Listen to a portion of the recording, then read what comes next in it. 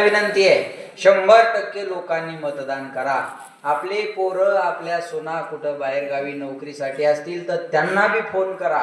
500-400 रुपये 1000 रुपये भाडं लागलं तर लागू द्या, पण सगळ्यांना मतदानासाठी बोलवा आणि 100% हिंदू लोकांनी मतदानाचा हक्क बजावा।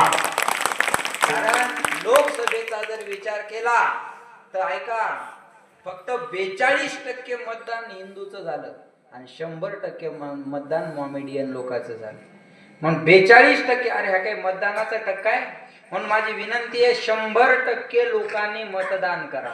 कुणाला करा काय करा तो तुमचा वैयक्तिक प्रश्न आहे, बरोबर आहे? त्याच्यात मी काही लुडबुड करणार नाही, मला काही घेणं देणं बी नाही।